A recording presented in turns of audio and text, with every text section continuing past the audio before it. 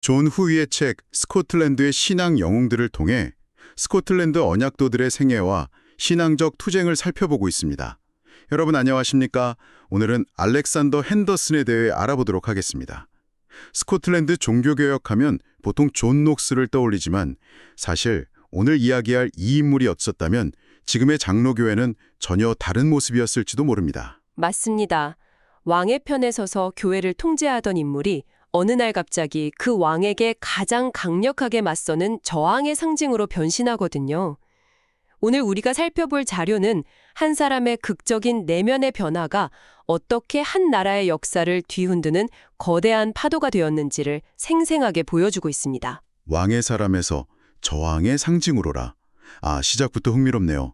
그럼 한 남자의 신념이 어떻게 스코틀랜드 교회를 재편하고 나아가 영국 전체의 운명을 바꾸게 되었는지 그 이야기 속으로 깊이 들어가 보겠습니다.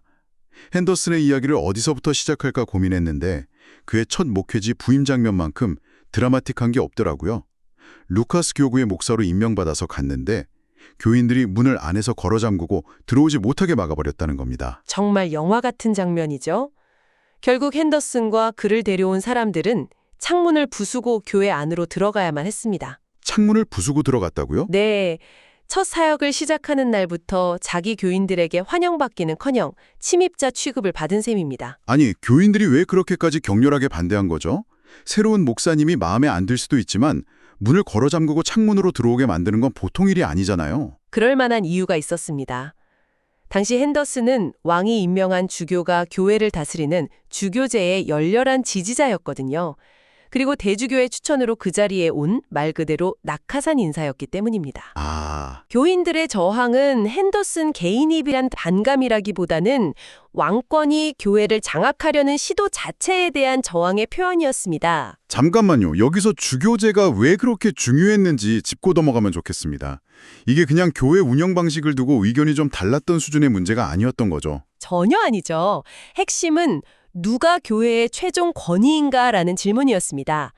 주교제는 왕이 임명한 주교가 교회를 다스리는 말 그대로 톱다운 방식입니다. 왕의 권력이 교회에 직접 미치는 거군요. 네, 그렇죠.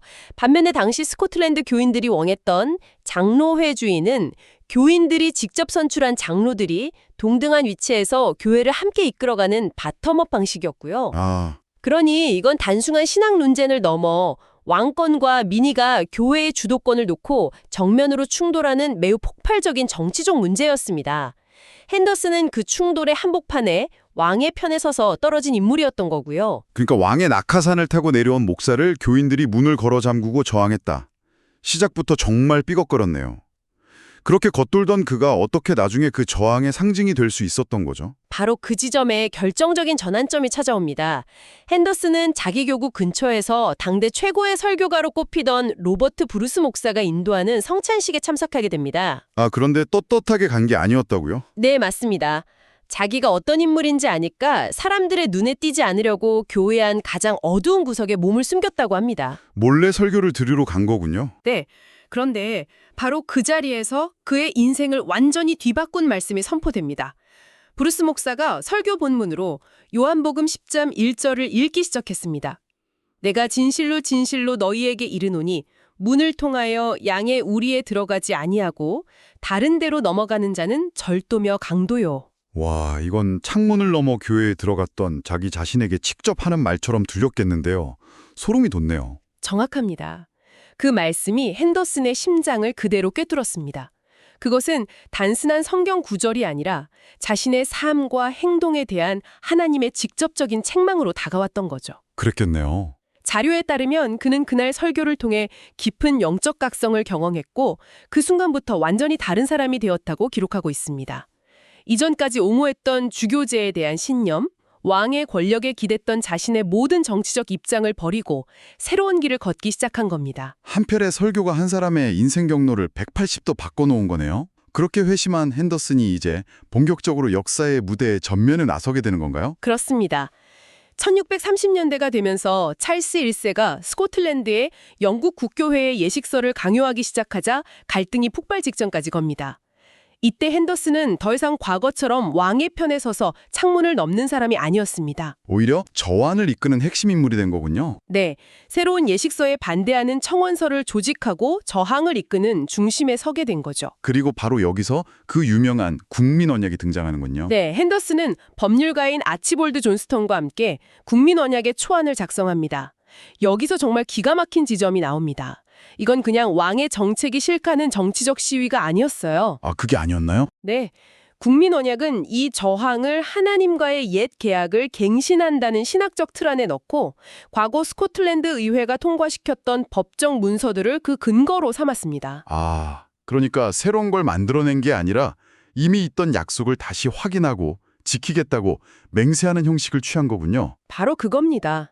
그러니 이 언약에 반대하는 건 단순히 왕을 거역하는 정치적 반역자가 되는 게 아니라 온 국민이 하나님 앞에서 맺은 신성한 약속을 어기는 배신자가 되는 셈입니다. 와, 프레임을 완전히 바꾼 거네요. 네, 이 프레임의 전환이 저항에 엄청난 도덕적 정당성과 폭발적인 에너지를 부여한 겁니다. 정말 대단한 전략이네요.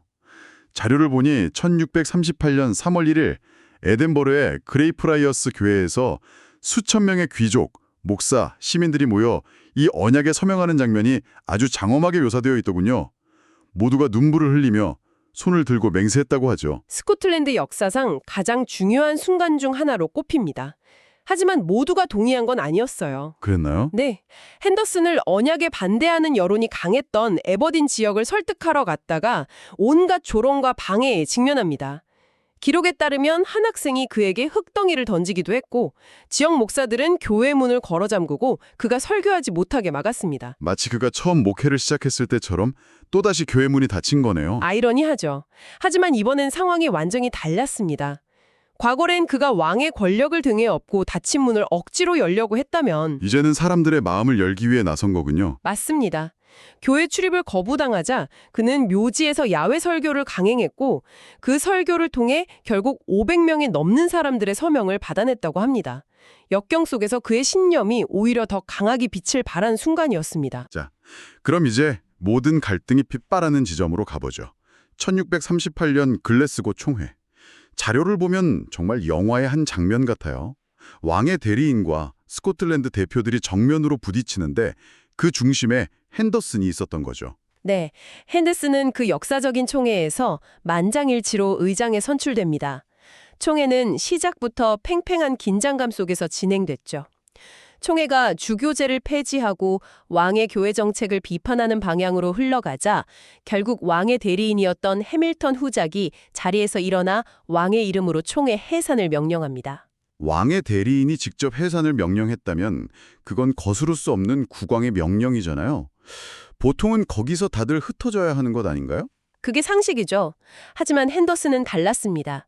그는 왕의 대리인이 퇴장하는 와중에도 침착하고 단호한 목소리로 총회를 계속 진행시켰습니다. 그는 우리는 왕의 명령도 존중하지만 그보다 더 높은 권위, 즉 하나님 앞에서 우리의 의무를 다해야 한다고 선언하며 회의를 이끌어갔습니다. 잠깐만요. 왕의 대리인이 바로 앞에서 해산을 명령했는데 그걸 무시하고 총회를 강행하는 건 사실상 반역행위 아닌가요? 그 자리에 남은 사람들이 처벌받을 거라는 두려움은 없었을까요? 물론 엄청난 두려움이 있었을 겁니다. 그 자리에 남는다는 건 자신의 모든 것을 거는 행위였죠.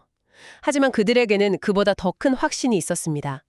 자신들의 행동이 인간 왕에 대한 반역이 아니라 교회의 참된 왕이신 그리스도의 권위를 지키는 신성한 의무라는 확신이요. 한 달 가까이 이어진 총회가 끝났을 때 핸더슨이 남긴 말이 그들의 심정을 정확히 보여줍니다. 오늘 우리는 위대한 일을 행했습니다. 우리는 여리고 성벽을 무너뜨렸습니다. 누구든 이를 재건하려는 자는 아합 시대에 히엘이 받았던 저주를 조심해야 할 것입니다. 굉장히 강한 표현이네요. 여리고 성벽이라니. 자신들의 승리가 인간적인 승리가 아니라 신적인 승리라고 확신했던 거군요. 그렇습니다. 이 글래스고 총회를 기점으로 스코틀랜드 장로교회는 사실상 독립을 선언한 셈이었고 핸더슨은 그 중심에 선 지도자였습니다. 그의 영향력은 이제 스코틀랜드를 넘어 영국 전체로 확장되기 시작합니다. 그게 바로 그 유명한 웨스트민스터 총회로 이어지는 거군요. 오늘날까지도 전 세계 수많은 장로교회가 신앙의 표준으로 삼는 웨스트민스터 신앙고백서와 대소요리 문답이 만들어진 바로 그 회의 말입니다. 맞습니다. 당시 잉글랜드 의회는 찰스 1세와 내전을 벌이고 있었는데 스코틀랜드의 군사적 도움이 절실했습니다. 핸더슨은 스코틀랜드 대표단의 일원으로 런던으로 파견되어 영국 의회와 협상을 벌였고 그 결과 엄숙 동맹과 언약이 체결됩니다. 군사동맹을 맺은 거군요. 네, 그런데 이 언약의 핵심 목표는 단순히 군사동맹을 맺는 것을 넘어 잉글랜드, 스코틀랜드, 아일랜드 교회의 신앙과 정치 체제를 통일하는 것이었습니다. 스코틀랜드의 종교개혁을 넘어 이제는 브리튼 섬 전체의 종교 지형을 바꾸려는 거대한 프로젝트의 설계자가 된 거네요. 네, 그는 웨스트민스터 총회에서 가장 영향력 있는 인물 중 한 명이었습니다. 그는 잉글랜드의 다양한 교파, 특히 독립파 인사들과 치열하게 논쟁하며 장로의 정치 원리를 변호했고 새로운 신앙 고백서와 요리문답 작성의 핵심적인 역할을 수행했습니다. 단순한 목회자를 넘어 외교관이자 신학적 설계자로서의 면모를 유감없이 발휘했던 시기군요. 맞습니다. 그렇게 평생을 대의를 위해 달려온 핸더슨에게도 마지막 순간이 찾아옵니다. 자료를 보니 그의 마지막 사명은 포로가 된 찰스 1세와 벌인 논쟁이었다고 기록되어 있네요. 네, 내전에서 패배한 찰스 1세가 뉴캐슬에 감금되어 있을 때 핸더슨은 왕을 설득하기 위해 파견됩니다. 이미 그의 건강은 극도로 쇠약해진 상태였습니다. 그는 왕과 직접 만나 토론하기도 하고 여러 차례 서신을 주고받으며 장로교 정치의 정당성을 설명하고 평화로운 해결책을 찾으려 마지막 노력을 기울였습니다. 결과는 어땠나요? 안타깝게도 왕은 끝까지 자신의 신념, 즉 주교제는 신이 정한 제도이며 자신은 대관식 때 그 제도를 수호하기로 맹세했다는 입장을 굽히지 않았습니다. 그렇군요. 이 논쟁은 그의 평생의 사역이 응축된 마지막 불꽃과도 같았습니다. 자료에 따르면 그는 이 과정에서 견딜 수 없는 정신적 고뇌와 육체적 피로에 짓눌려 있었다고 합니다. 말 그대로 자신의 마지막 생명을 쥐어짜내 대의에 바친 셈이네요. 네, 그렇죠. 결국 왕을 설득하지 못한 채 그의 육신도 무너져 내린 겁니다. 안타깝네요. 그는 뉴캐슬에서 에든버러로 돌아온 지 불과 며칠 만인 1646년 8월 19일 세상을 떠납니다. 죽음을 앞두고 친구에게 자신의 임종 날짜를 예고했을 정도로 평온하게 마지막을 맞이했다고 합니다. 그의 기념비는 훗날 왕정이 복고된 후에 비문이 모두 지워지는 수모를 겪기도 했지만 결국 다시 복원되었습니다. 그의 유산을 둘러싼 투쟁이 그의 죽음 이후에도 계속되었음을 보여주는 상징적인 사건이군요. 동료였던 로버트 베일리는 그를 존 녹스 이후 스코틀랜드 교회가 누렸던 가장 빛나는 장식이라고 평가했더군요. 스코틀랜드 장로교의 기틀을 세운 제2의 종교개혁가라는 평가가 전혀 아깝지 않은 삶이었네요. 네, 존 녹스가 스코틀랜드 종교개혁의 문을 열었다면 핸더슨은 그 개혁을 신학적, 정치적으로 완성하고 제도화시킨 인물이라고 할 수 있습니다. 특히 웨스트민스터 표준 문서를 만드는 데 그가 남긴 영향력은 오늘날까지 이어지고 있죠. 그렇다면 이 모든 이야기가 오늘을 사는 우리에게 어떤 의미를 가질까요? 알렉산더 핸더슨의 삶을 돌아보면 교회 가장 어두운 구석에서 우연히 들었던 성경 한 구절이 한 사람의 인생을 송두리째 바꾸고 그 개인의 변화가 결국 역사의 물줄기를 바꾸는 거대한 행동으로 이어질 수 있다는 것을 보여주는 것 같습니다. 또한 그의 삶은 개인의 신앙적 양심이 국가라는 거대한 권력과 충돌할 때 어떤 일이 벌어지는지에 대한 매우 중요한 역사적 사례를 제공합니다. 그는 단순히 감정적으로 저항한 것이 아니라 신학, 법, 외교라는 도구를 총동원해 자신의 원칙을 지키고 하나의 시스템을 만들어냈습니다. 맞아요. 이건 단순히 400년 전 스코틀랜드의 종교 이야기가 아니죠. 개인의 양심이 거대한 시스템이나 권력의 요구와 부딪혔을 때 한 개인이 어디까지 저항할 수 있고 또 그 저항을 어떻게 조직하고 정당화하는가의 문제잖아요.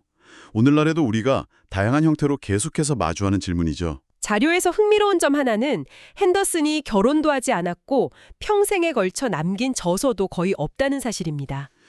정말요? 네, 그가 남긴 것은 당시의 절박한 필요에 의해 쓰인 수많은 소책자와 연설문, 그리고 그가 세운 위원회와 총회의 기록들 뿐이었습니다. 정말 그러네요. 책이나 혈통이 아닌 하나의 시스템과 정신을 유산으로 남긴 셈입니다. 바로 이 지점에서 오늘 여러분께 마지막 질문을 던져봅니다. 만약 여러분의 유산이 건물이나 책 같은 물질적인 것이 아니라 여러분이 속했던 조직이나 커뮤니티에 남긴 원칙이나 문화로만 평가된다면 여러분은 어떤 유산을 남기고 싶으신가요?